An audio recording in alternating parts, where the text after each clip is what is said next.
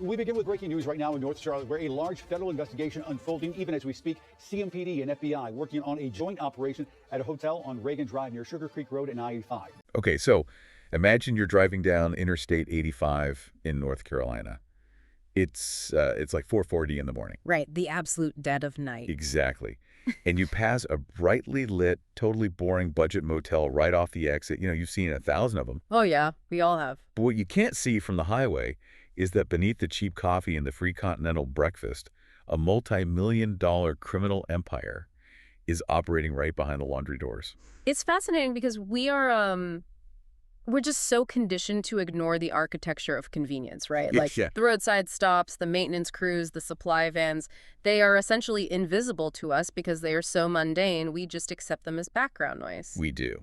And today, our mission for this deep dive is to understand how a massive, multi-state drug and money laundering operation weaponized that exact invisibility. It's a crazy story. It really is. We are pulling this from a breaking news report out of the YouTube channel Justice Optics.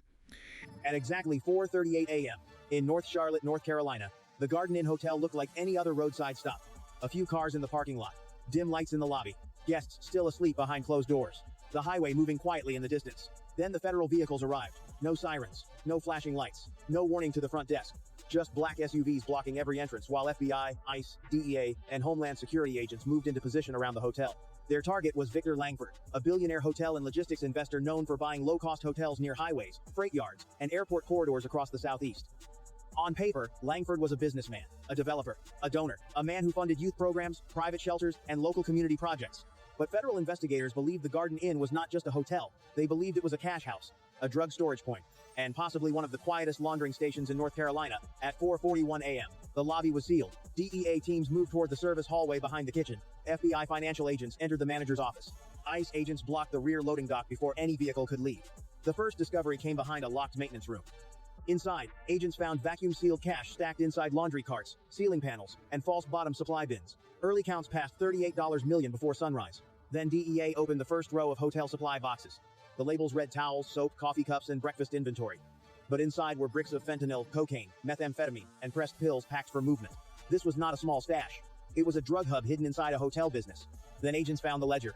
Room numbers, vehicle plates, cash drop times, package codes, names of shell cleaning companies and fake security vendors tied to payments across North Carolina, Georgia, Tennessee, and South Carolina. A smaller section of the file mentioned minors moved through certain rooms, but investigators now believe the main engine was already clear. Dirty cash came in, drugs moved out, fake hotel expenses washed the money clean. And by the time the sun rose over North Charlotte, the Garden Inn was no longer a place for travelers. It was a federal crime scene. A quiet hotel beside the highway had allegedly become the front door to a drug money network hiding in plain sight.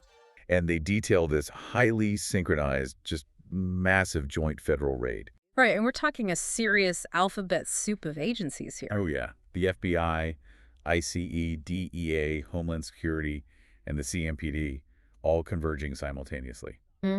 So, okay, let's unpack this, because the target of this sweep was a man named Victor Langford. Right. And on paper, Langford is, a billionaire developer who buys up low-cost hotels near freight yards and airport corridors. Right. But he's also a prominent local philanthropist. Yeah, he funds youth programs, builds private shelters, that sort of thing. Exactly. So we start with this massive cognitive dissonance. I mean, a guy funding community projects doesn't normally trigger a silent black SUV federal raid before the sun even comes up. No, definitely not. But that public persona was an impeccable shield for him. And to understand how effectively that shield functioned, we really have to look at the mechanics of the raid itself at the Garden Inn in North Charlotte. Right. Take us to that morning. So at exactly 4:38 a.m., the illusion dropped. And there were no flashing lights, no sirens, no chaotic movie shootout. Just totally self. Exactly. Black SUVs simply materialized and blocked every entrance. By 4:41 a.m., the lobby was completely sealed off. Wait, 3 minutes. 3 minutes to lock down a commercial building. Yeah, 3 minutes. That implies the federal agents knew the public-facing areas were just a facade. I mean, the source noted they didn't even bother waking the guests on the upper floors. Right, they bypassed the lobby entirely. They went straight for the lower service levels, which was an area labeled on the public hotel map as just laundry storage, and kitchen supply. But the physical modifications down in that basement were extensive. I mean, they were insane. The walls were newly insulated to dampen sound. Wow. Yeah, and the security cameras were rewired to face away from guest spaces. They were pointing exclusively at these heavy, locked maintenance cages. Which is a huge red flag on its own. Oh, absolutely. They even installed a dedicated backup generator just for the basement. That ensured the lower levels stayed fully operational when agents cut power to the main building. But when they breached those basement doors, it's not like they found some high-tech James Bond vault. No, not at all. They found standard hotel supply boxes, perfectly labeled, soap, towels, coffee cups. Yeah. So explain to me how a massive narcotics hub operates out of breakfast inventory without a single normal employee noticing. Right, it comes down to volume masking. Inside those specific boxes were vacuum-sealed bricks of fentanyl, cocaine, methamphetamine, and pressed pills. Just hiding in plain sight. Exactly. Nearly 620 pounds of it in the initial count alone. That is just wild. But here's the thing. A budget hotel goes through hundreds of boxes of supplies a week. Delivery trucks backing up to a loading dock are just part of the daily rhythm. Yeah, it's totally normal. So if you own the property and you control the hiring for the night shift or the maintenance crew, you just route the quote-unquote special boxes to the locked cages. The regular housekeeping staff only has keys to the standard supply rooms. That makes sense. I mean, a warehouse with trucks arriving at 3 a.m. looks highly suspicious. But a hotel with vans arriving at 3 a.m. is just, well, it's just a hotel. Exactly. What's fascinating here is how they used mundane business logistics to hide incredible volume. And they also found massive amounts of physical cash down there, too. Early counts passed $38 million before sunrise. Mostly stuffed into laundry carts and false bottom bins. Yeah. Developing tonight, investigators say the head of security at a North Charlotte motel was leading a federal drug trafficking operation there. 10 people are facing charges in connection to a 6-month-long investigation. At 5:12 a.m., federal agents moved from the lobby into the lower service level of the Garden Inn. On the public hotel map, that area was simple: laundry, storage, kitchen supply, maintenance access. But the hallway below the hotel did not feel like a hotel hallway. The walls were newly insulated. The cameras were pointed away from guest spaces and towards sealed doors. A backup generator was still running even after federal teams cut power to the main building. Then DEA agents opened the first locked maintenance cage. Inside were hotel supply boxes labeled as towels, soap, coffee cups, breakfast trays, and cleaning chemicals. The labels were fake. Inside the boxes were vacuum-sealed bricks of fentanyl, cocaine, methamphetamine, and pressed pills. Early field estimates placed the seizure at nearly 620 pounds of narcotics before the basement search was even finished. This was not a street stash. This was volume, a supply point hidden inside a hotel sitting close to highways, freight routes, bus lines, and airport traffic moving through North Charlotte every single day. Then came the money. FBI financial teams entered a locked office beside the service elevator. Inside were cash counters, prepaid cards, burner phones, coded notebooks, and sealed bundles of money packed into laundry carts and false bottom bins. The first count had already passed $38 million, but the ledger showed Garden Inn was only one stop in a much larger cash system. Over the previous 18 months, investigators believed more than $290 million had moved through fake cleaning companies, food suppliers, private security vendors, and shell transportation firms tied to Victor Langford's hotel network. On paper, it looked normal. Room maintenance, security upgrades, catering services, private shuttle fees. But the pattern was too clean. Every week, cash came in. Every few days, payments went out. Every month, the money was broken apart and pushed through accounts across North Carolina, Georgia, Tennessee, and South Carolina. Then agents found a file labeled Room Rotation. It listed room numbers, vehicle plates, cash drop times, package codes, and the names of drivers tied to late-night pickups. But near the bottom of the file, one section changed everything. Hidden guests. Room 214. Room 309. Room 417. Service Room C. ICE agents moved first to the second floor. Behind what appeared to be a locked housekeeping closet, they found a narrow passage leading into a sealed room between guest suites. Inside were 9 children. No luggage, no phones, no names on the guest registry. Some were wrapped in hotel blankets. Some were sitting on thin floor mats. 2 had fake ID cards hidden inside plastic folders. 1 child was holding a room key that did not match any active booking. For federal agents, the meaning was clear. The children were not the main engine of the operation. The drugs and money were. But the network had become dark enough to hide children inside the same hotel system it used to move cash, narcotics, and coded packages. Garden Inn was not just storing drugs. It was washing money, hiding people, and using hotel paperwork to make a criminal operation look like ordinary business. At 6:04 a.m., the discovery of the hidden children changed the mood inside Garden Inn, but it did not change the main direction of the case. Federal agents still believed the hotel's real purpose was money and narcotics. The children were proof of how far the network had gone. Inside the command room, analysts began pulling records from Victor Langford's hotel group. The same names appeared again and again. The same cleaning company, the same security vendor, the same food supplier, the same shuttle contractor, different hotels, different cities, same money pattern. By 6:31 a.m., investigators had identified at least 14 hotel properties tied to Langford's network across North Carolina, Georgia, Tennessee, and South Carolina. Many sat near highways, freight yards, bus routes, and airport roads. To normal travelers, they were cheap roadside hotels. To federal agents, they looked like transfer stations. A room could hold cash overnight. A laundry cart could move drug packages. A shuttle van could cross state lines without attention. A fake cleaning invoice could turn drug money into hotel revenue. Then DEA teams reviewed the Garden Inn camera footage. The same white van appeared 23 times in 6 weeks. It arrived after midnight, stayed less than 9 minutes, and always parked near the rear service entrance. The driver never entered the lobby. He used a service key card. That key was not issued to hotel staff. Then agents matched the footage to the file marked hidden guests. On several nights, the van arrived shortly before children were moved into the sealed rooms between guest suites. On other nights, the same van left with laundry carts that looked too heavy to be filled with towels. At 7:12 a.m., federal teams raided another Langford property outside Greenville, South Carolina. Behind a locked housekeeping room, they found the same setup: hotel supply boxes, pressed pills, sealed cash bundles, fake room logs, and a hidden space behind a linen wall. No children were found there, but the room looked ready. In Atlanta, agents found $11.4 million hidden inside mattress shipments. In Knoxville, burner phones were taped behind vending machines. In Raleigh, a shell cleaning company had billed more than $6.8 million to hotels that had no real cleaning crews. Then came the file that connected everything. A spreadsheet titled Night Turnover. It listed hotels, room blocks, driver numbers, cash totals, drug package weights, and small notes marked HG hidden guests. By mid-morning, federal agents believed Garden Inn was not the headquarters. It was one stop in a hotel-based drug and cash network. But now, they also feared something worse. The same system built to move money and narcotics had also learned how to hide children behind locked service doors. At 8:26 a.m., the network began trying to erase itself. FBI cyber teams detected login attempts from a backup server registered to a private security company outside Savannah, Georgia. On paper, the company provided cameras, night patrols, and door access systems for budget hotels. But the server told a different story. Files were moving. Guest logs, cash ledgers, vehicle records, room rotation sheets, hidden guest notes. Someone was trying to clean the trail before federal teams reached the next property. At 8:39 a.m., one encrypted message appeared on the screen: move the south route before noon. That was the moment investigators knew the operation was still alive. DEA teams traced the phrase south route to 3 hotels near Savannah, Columbia, and Jacksonville. Each property had the same signs: cheap rooms, heavy cash payments, private security contracts, and service invoices far larger than the business could explain. At 9:14 a.m., federal agents stopped a shuttle van outside Columbia, South Carolina. The driver said he was carrying hotel laundry, but the laundry bags were too heavy. Inside, agents found 94 pounds of fentanyl pills, $2.7 million in sealed cash, burner phones, and a notebook listing room numbers from Garden Inn and 2 other Langford hotels. Then ICE agents found the part that made the case even darker. Under the rear seat were 4 fake ID cards, 2 small backpacks, and a plastic folder marked HG Transfer. The names matched children from the hidden guest file. Investigators still believed drugs and money were the main engine, but now they knew the same route had also been used to hide children.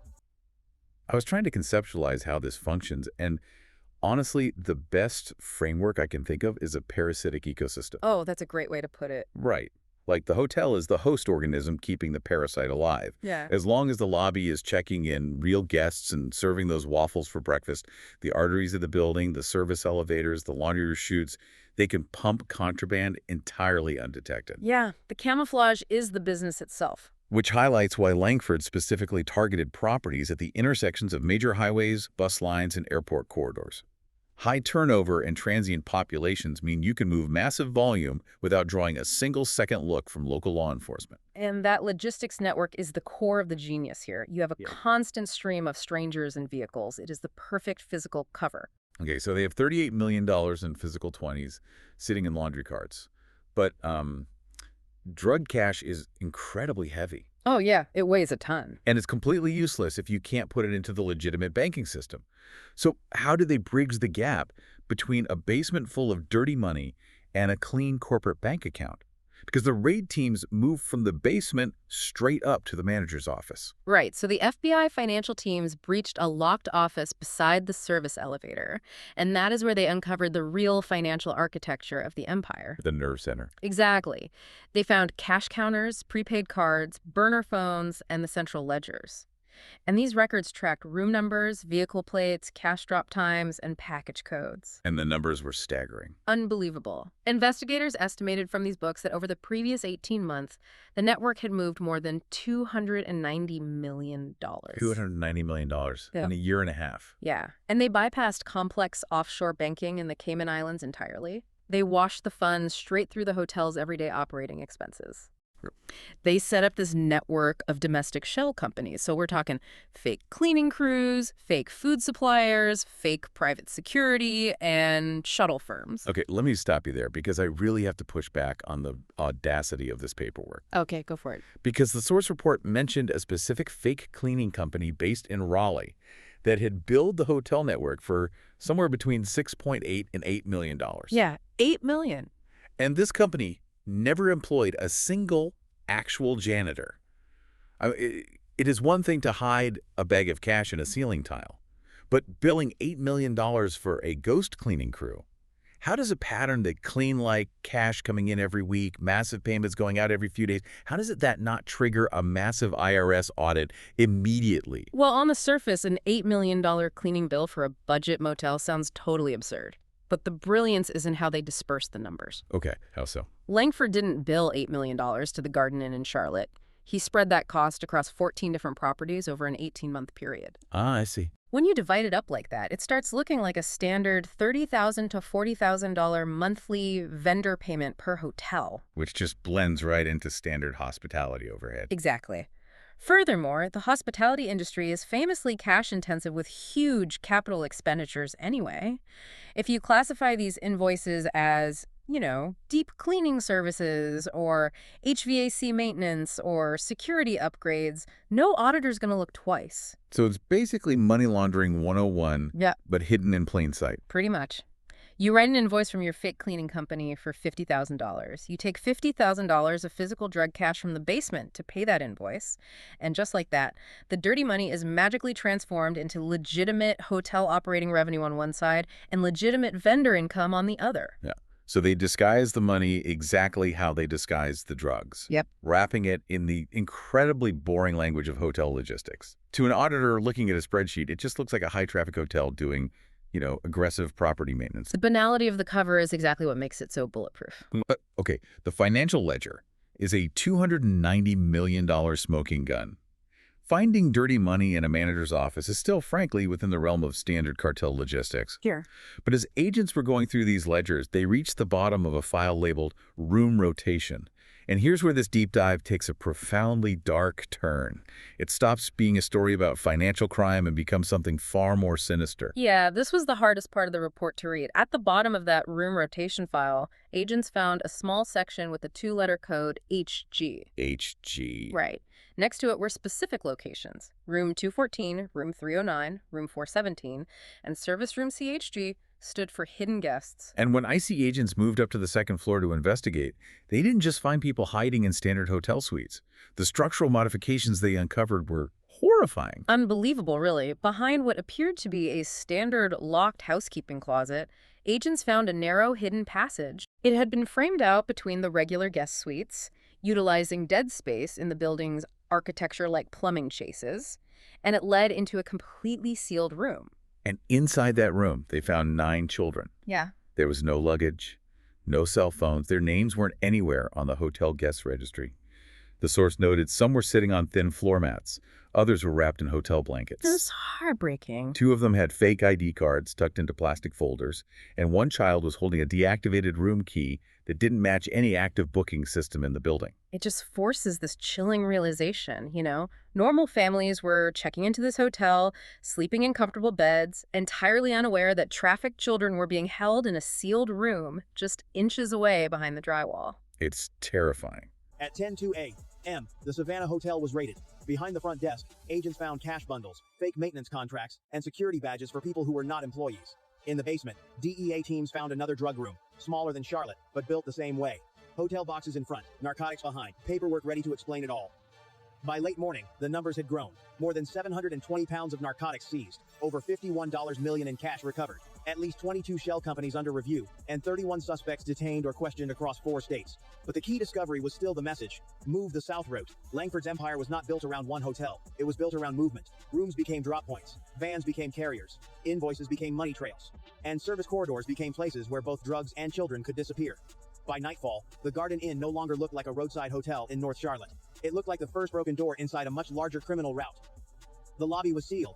The basement was under federal control. The service hallways were marked with evidence tags. And every Langford property near a highway, airport road, freight yard, or bus corridor was now being reviewed. But the real damage was not in the walls. It was in the business model. For years, Victor Langford's hotel network had used ordinary words to hide extraordinary crime. Cleaning contracts, security upgrades, private shuttle fees, food supply invoices, room maintenance. To a normal auditor, it looked like hotel work. To federal investigators, it now looked like a drug money machine built across the Southeast. By the end of the first day, authorities had connected the case to more than 720 pounds of narcotics, over $51 million in recovered cash, at least 22 shell companies, and more than $290 million in suspected transfers across 4 states. But the darkest detail was hidden inside the same system. The children were not the main product. The money was. The drugs were. But once the network became large enough, it began using locked rooms, fake IDs, service doors, and hotel corridors to hide people too. That is the lesson. A criminal empire does not always need a mansion. Sometimes it only needs cheap rooms, clean sheets, fake invoices, and people willing to look away. Tonight, Langford's hotel empire is being taken apart one property at a time. More accounts are being frozen, more drivers are being questioned, more rooms are being searched. But federal agents fear Garden Inn was only one stop, one door, one quiet building in a much larger route. And somewhere along America's highways, investigators are still asking the same question. How many other hotels are still washing drug money behind locked service doors? And the source material detailed a security camera, finding that maps out exactly how this was executed under everyone's noses. The white van? Right. DEA teams pulled the footage for the rear service entrance, and they tracked this specific white van.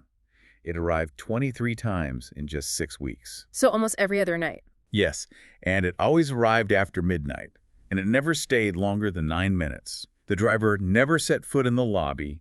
He used a service key card, which, by the way, wasn't even issued to any actual staff member, to open the loading dock doors. And when they cross-referenced the timestamps from that white van with the dates in the hidden guests file, it revealed a perfect match. Wow. The van would arrive shortly before children were moved into those sealed rooms, and on other nights, that exact same van would leave with heavy laundry carts packed with narcotics and cash. So they were using the exact same methods for everything. Right. The source report made a really critical insight here. The children were not the primary engine of Victor Langford's empire. The narcotics and the laundered money were always the core business. But the network had grown so insulated and so efficient, they realized they could use the exact same physical infrastructure to traffic humans. Exactly. The same locked service doors, the same fake IDs, the same shuttle vans. They built a machine that was entirely agnostic to the crime. It didn't matter if the cargo was fentanyl, $20 bills, or people. The efficiency of the operation is what makes it so terrifying. A room could hold cash overnight, a laundry cart could move drug packages, a shuttle van could cross state lines. The infrastructure just moves whatever needs moving. Which brings us back to the timeline of the raid. Because while the feds are making these horrifying discoveries in Charlotte, the network operators realize they are under attack. Right. The clock is ticking. Their physical supply chains were locked down by SWAT teams.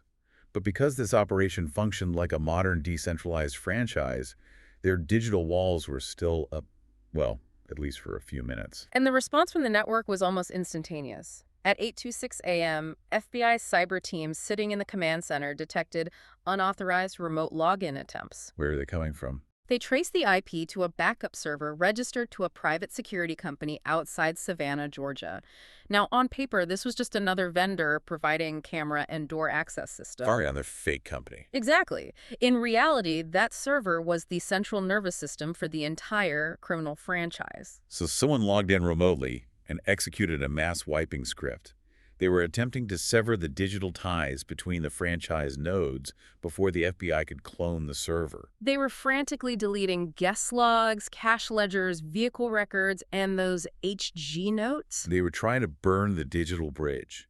But under pressure, they were forced to communicate outside their normal encrypted protocols. Right. Panic makes people sloppy. And at 8:39 a.m., cyber teams intercepted a single panicked message: move the south route before noon. That message was the thread that unraveled the rest of the empire. Because the feds immediately traced the south route to 3 specific Langford hotels near Savannah, Georgia, Columbia, South Carolina, and Jacksonville, Florida. And all of them shared the exact same red flags as the Charlotte property. You know, cheap rooms, massive cash deposits, private security contracts, and wildly inflated service invoices. So the FBI had to scramble local field offices instantly. Yeah, it was a total sprint. At 9:14 a.m., agents intercepted a shuttle van just outside Columbia, South Carolina. The driver tried to play it cool, claiming he was just hauling hotel laundry. But the bags were visibly too heavy for linens. And inside, agents found $2.7 million in sealed cash. And this is where the source noted a really bizarre detail. Sitting right next to that mountain of cash was exactly $94 worth of fentanyl pills. Yeah. I mean, it seems like such an absurdly small amount for a massive cartel van. It does, but it really highlights the sloppy human element within this otherwise perfect machine. Investigators suspect it was either, a dropped sample from a larger load or simply the driver's personal stash left out in the open. Wow, okay. But the more crucial discovery happened when IC agents searched under the rear seat of that van. Right. They found 4 fake ID cards, 2 small backpacks, and a plastic folder clearly marked HG Transfer. And the names in that folder perfectly matched the children from the hidden guest file found back in Charlotte. So here is my question. They built physical walls to hide people, but their digital walls were crumbling in real time.